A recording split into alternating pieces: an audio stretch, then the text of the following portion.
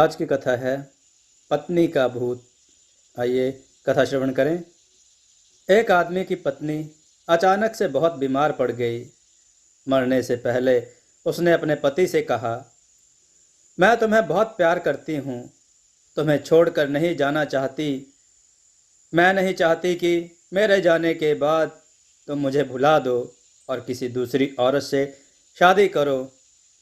वादा करो कि मेरे मरने के बाद तुम किसी और से प्रेम नहीं करोगे, वरना मेरी आत्मा तुम्हें चैन से जीने नहीं देगी। इतना कहकर वह चल बसी। उसके जाने के बाद उस आदमी ने किसी दूसरी औरत की तरफ देखा तक नहीं। एक दिन उसकी मुलाकात एक ऐसी लड़की से हुई जिसे वह चाहने लगा। बात बढ़ते बढ़ते शादी तक आ गई और उनकी शादी हो गई। शादी के ठीक बाद आदमी को लगा कि कोई उससे कुछ कह रहा है। मुड़कर देखा तो वह उसकी पहली पत्नी की आत्मा थी। आत्मा बोली, तुमने अपना वादा तोड़ा है, अब मैं हर रोज तुम्हें परेशान करूंगी। इतना कहकर वह गायब हो गई। आदमी घबरा गया।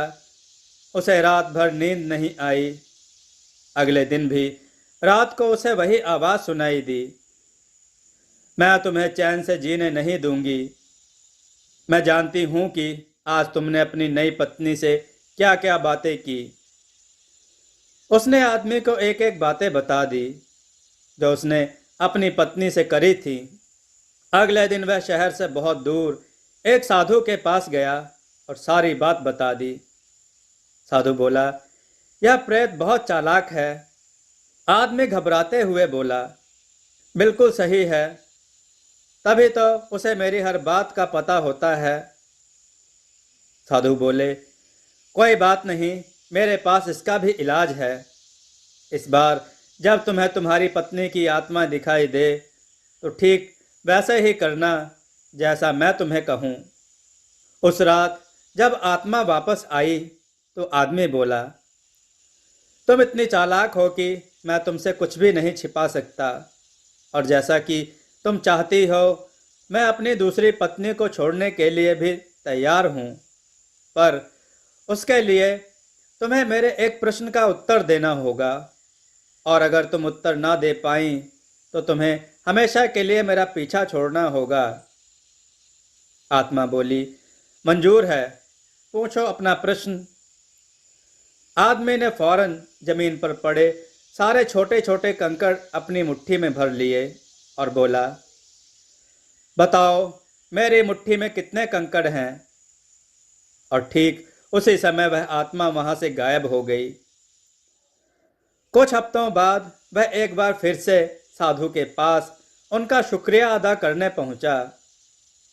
आदमी बोला, महाराज, उस भूत से पीछा छुड़ाने के लिए मैं जीवन भर आपका आभारी रहूंगा, पर मैं समझ नहीं पाया कि आखिर उस प्रश्न में ऐसा क्या था।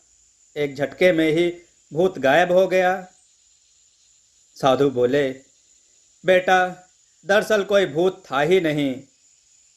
आदमी आश्चर्य में बोला, मतलब?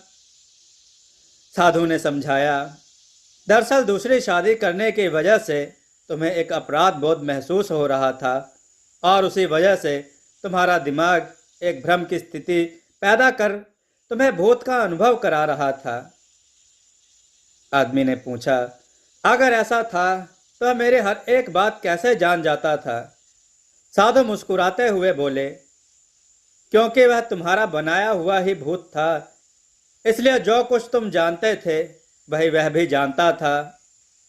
और यही कारण था कि मैंने तुम्हें वह कंकड़ वाला प्रश्न पूछने को कहा, क्योंकि मैं जानता था कि इसका उत्तर तुम्हें भी नहीं पता होगा, इसलिए भूत भी इसका उत्तर नहीं दे पाएगा और तुम्हें तुम्हारे दिमाग की ही उपज से छुटकारा मिल जाएगा। आदमी अब पूरी बात समझ चुका था। उसने एक बार फिर साधु को धन्यवाद किया और अपने घर लौट गया। दोस्तों, आपको यह कथा कैसी लगी? अपने विचार और सुझाव कमेंट में जरूर दें। हमारी कथाओं को लाइक करें, हमारे चैनल को सब्सक्राइब करना न भूलें। हमारी कथाओं को शेयर जरूर करें जिससे लोगों को अच्छा ज्ञान प्राप्त हो। जय श्री राम भक्तों।